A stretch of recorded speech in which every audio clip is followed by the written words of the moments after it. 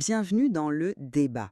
Et si je vous disais que la raison principale pour laquelle vos négociations échouent, c'est pas parce que vous avez tort, mais précisément parce que vous avez raison. C'est vrai que c'est une approche totalement contre-intuitive. Exactement. Aujourd'hui, on analyse un texte qui avance une thèse franchement assez radicale sur l'art de résoudre les conflits. L'idée, c'est que l'argumentation, notre outil le plus vénéré, celui qu'on nous apprend à l'école pour structurer notre pensée, serait en fait un obstacle majeur à la résolution de problèmes. C'est ça. En gros, le texte pose une question centrale. Est-ce que l'utilisation de preuves factuelles et de la logique rationnelle condamne de manière inhérente une négociation à l'impasse, ou est-ce que c'est une fausse fracture entre la rigueur intellectuelle et la collaboration? Et sur ce point, je suis intimement persuadée que les preuves et le raisonnement logique, ce n'est pas le problème. Au contraire, ça reste le socle indispensable, la seule structure capable de faire tenir un accord mutuel dans le temps. Et moi, de mon côté, je suis convaincu par la thèse du texte. L'argumentation génère intrinsèquement une dynamique d'opposition. C'est un mécanisme qui braque les individus, en fait. Ça occulte totalement les vrais enjeux émotionnels et relationnels. Les seuls moteurs d'une décision, selon vous, c'est ça? Bah oui, absolument. Les émotions sont les véritables moteurs. Alors, je veux bien admettre que le texte touche une corde sensible en disant que les humains ne sont pas des machines à calculer. Nos décisions sont rarement prises sur des bases mathématiques pures. On est bien d'accord. Mais là où je trace une ligne rouge, c'est quand l'auteur essaie de disqualifier l'argumentation sous prétexte qu'elle créerait automatiquement un champ de bataille. C'est une lecture extrêmement réductrice de la communication humaine. Vous trouvez? Oui, complètement.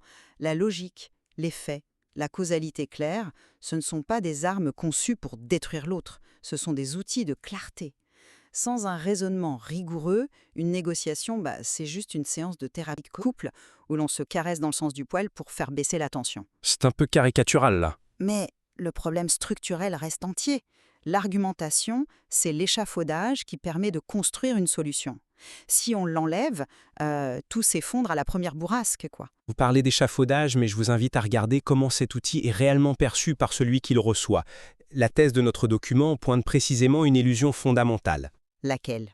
L'illusion dans laquelle baignent la plupart des pros, des avocats, des managers. Cette croyance tenace qu'une simple accumulation de données claires finira par déclencher une épiphanie chez l'autre. C'est méconnaître la biologie de notre cerveau, en fait. Ah, la biologie, rien que ça. Oui, la biologie. L'être humain réagit d'abord émotionnellement. Dans un contexte tendu, dérouler un argumentaire, c'est pas vu comme un outil de clarté. Neurologiquement parlant, c'est perçu comme une agression. Une agression, carrément. Exactement. Aligner des arguments, aussi brillants et sourcés soient-ils, ça ne fait qu'activer les mécanismes de défense de votre interlocuteur. Vous détruisez la compréhension mutuelle avant même d'avoir pu exposer votre fameux échafaudage. Alors là, je conteste totalement cette vision fataliste. Si on part du principe que toute exposition d'un fait rationnel est une agression, comment on construit quoi que ce soit de concret, hein? On construit autrement. Prenons un exemple tangible, d'accord? Mhm. Imaginez la négociation d'une fusion entre deux entreprises. Mhm. D'un côté, on doit trouver des synergies financières, éliminer des doublons, consolider les parts de marché. Ça, ce sont des réalités mathématiques, on est d'accord? Oui, sur le papier. Voilà. Donc, si vous refusez de structurer une argumentation logique par peur de froisser le cerveau émotionnel des dirigeants en face, vous allez signer un accord basé sur la bonne humeur autour d'un café. Et alors? Et alors, 6 mois plus tard, la nouvelle entité fera faillite parce que les coûts n'auront jamais été rationalisés.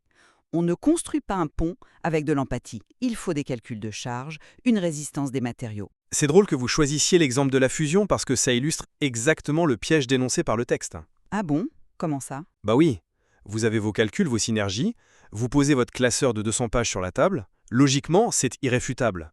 Mais si le PDG en face sent que cette rationalisation implique de licencier l'équipe qu'il a accompagnée depuis le début, C'est la dure loi des affaires. peut-être, mais son cerveau ne traite plus vos chiffres. Imaginez que vous essayez d'installer une mise à jour logicielle ultra complexe. Ça, c'est vos chiffres. Mais l'ordinateur en face est en surchauffe totale. Le ventilateur hurle, la carte mère brûle. Belle métaphore. Le code a beau être parfait, le matériel est physiquement incapable de le traiter, tant que la température n'est pas redescendue. C'est ce qu'on appelle en psychologie le détournement de l'amygdale. Oui, le fameux détournement de l'amygdale. Le fameux, oui. C'est quand la partie du cerveau responsable de la survie prend le contrôle total face à une menace. Ça court-circuite le cortex préfrontal, qui est le siège de la pensée logique. Je connais le concept, oui. Donc, quand vous attaquez les certitudes de quelqu'un avec vos faits irréfutables, son rythme cardiaque accélère, il se prépare à fuir ou à combattre. Le texte est très clair. S'adresser à l'intellect, quand le système d'alarme retentit, c'est une erreur stratégique monumentale. Sauf que... Attendez, vous lui dites implicitement « mes chiffres ont raison, donc tes peurs n'ont aucune valeur ». C'est pas le manque de rationalité qui fait capoter la fusion, c'est votre insistance à parler une langue que l'autre ne peut plus entendre. Bon, je comprends très bien la mécanique du détournement de l'amygdale et je suis sûre que plein d'auditeurs se disent la même chose en ce moment. D'accord, l'ordinateur surchauffe, le cortex est déconnecté. Très bien. Mais la solution, ce n'est pas de jeter le code source à la poubelle. Il faut refroidir la machine pour pouvoir ensuite installer la mise à jour. Le texte va beaucoup trop loin en rendant l'outil logique responsable de la surchauffe. Mais l'outil est le déclencheur de la surchauffe ? Non, si l'argumentation est perçue comme une menace, c'est à cause de l'arrogance de celui qui la porte, c'est pas la logique elle-même. Et ça nous amène à la nature du débat. Le document affirme que l'argumentation crée une dynamique d'opposition. Oui, tout à fait. Mais est-ce qu'on ne serait pas en train de confondre le couteau avec l'intention du cuisinier là ? La métaphore du couteau ne tient pas, franchement. Parce que l'étymologie et la structure même de l'argumentation portent en elle l'affrontement. Reprenez le mot « convaincre », du latin « convincere », vaincre avec. L'outil n'est pas neutre. C'est juste de l'étymologie. C'est bien plus que ça. Quand vous argumentez, vous vous positionnez face à l'autre. Vous créez une asymétrie.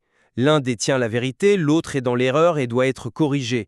C'est le mécanisme même de la preuve qui exige la reddition intellectuelle de l'autre. Et personne n'aime se rendre. Mais je ne vois pas ça comme une reddition intellectuelle.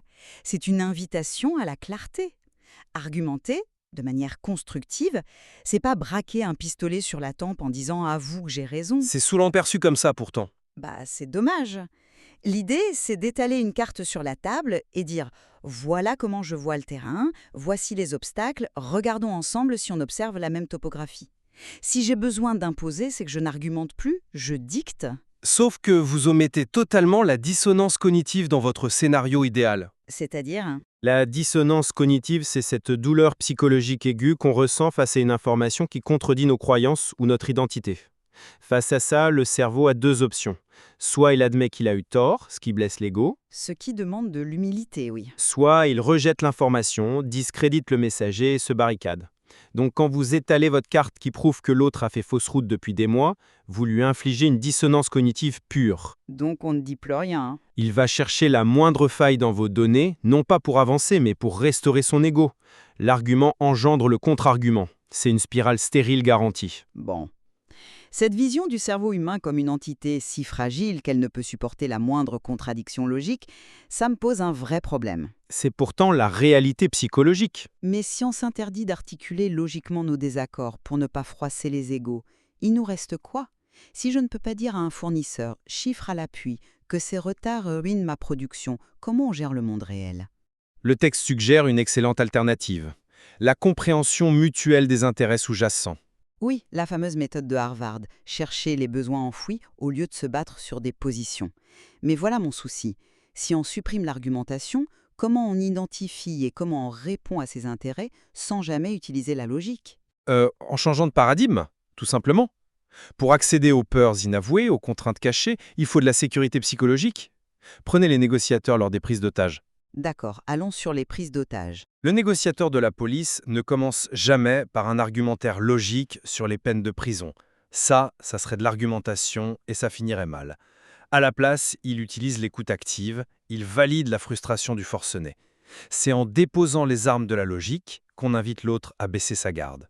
C'est fascinant, vraiment. Mais arrêtons-nous 2 secondes sur ce preneur d'otage. Le négociateur écoute, valide, fait baisser la température émotionnelle, l'ordinateur ne surchauffe plus. Je l'accorde 1000 fois. L'empathie ouvre la porte. Voilà, on est d'accord.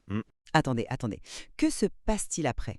Une fois que le preneur d'otage dit « je veux un hélicoptère », le négociateur ne répond pas « je comprends votre intérêt sous-jacent pour la mobilité aéronautique ». Très drôle. Non, sérieusement, il va devoir structurer une proposition claire. Il va dire si vous libérez 3 otages, je vous mets en contact avec la presse. Il utilise une structure conditionnelle. Si A, alors B.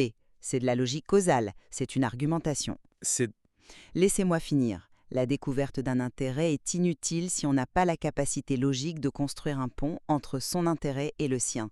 Et ça nécessite de prouver la faisabilité. C'est là qu'intervient le concept de questionnement socratique. Et c'est très différent de l'argumentation frontale. Ah, Socrate, on y vient. Oui, parce que le texte nous invite à quitter la persuasion descendante. Le questionnement socratique, c'est l'art d'utiliser des questions ouvertes pour emmener l'autre à découvrir de lui-même la solution, plutôt que de lui asséner. Au lieu de dire mon analyse montre que votre approche va échouer, vous demandez comment envisagez-vous l'évolution de ce marché face aux concurrents. Vous regardez le problème ensemble, et si l'idée vient de l'autre, il n'y a plus de dissonance cognitive. Je suis désolée, mais je conteste formellement l'idée que le questionnement socratique, ce n'est pas de l'argumentation. C'est de l'argumentation masquée. Une dialectique douce, certes, mais redoutable. Pas du tout, c'est de l'exploration conjointe. Mais si, quand Socrate interrogeait les gens dans la rue, il utilisait la logique pure pour les piéger dans leurs contradictions. Vous organisez les faits à travers vos questions. C'est de la manipulation intellectuelle élégante, mais c'est bien la rationalité qui est aux commandes. Vous voyez le mal partout. Non, ce qui me gêne, c'est cette diabolisation implicite de la logique dans le texte, comme si la rationalité était devenue toxique. C'est comme interdire les scalpels dans un bloc opératoire parce que c'est tranchant. Le scalpel, c'est la logique. Mais Oui, mal utilisé, on tue le patient, mais on n'opère pas une tumeur avec des caresses et des questions ouvertes. bon, la métaphore du scalpel est parlante, mais poussons-la. Le texte nous dit que, dans les conflits du quotidien, on pratique ces opérations à cœur ouvert sur des patients qui refusent toute anesthésie. L'anesthésie étant l'empathie, j'imagine. Voilà. Si vous utilisez votre magnifique scalpel logique, si stérile soit-il, sur quelqu'un à vif émotionnellement, c'est une boucherie. L'argumentation agit presque toujours comme un irritant parce qu'elle cristallise les identités. Céder à l'argument de l'autre, c'est perdre la face. Alors, comment expliquez-vous les accords de paix, les contrats à plusieurs milliards, les résolutions syndicales, point d'exclamation?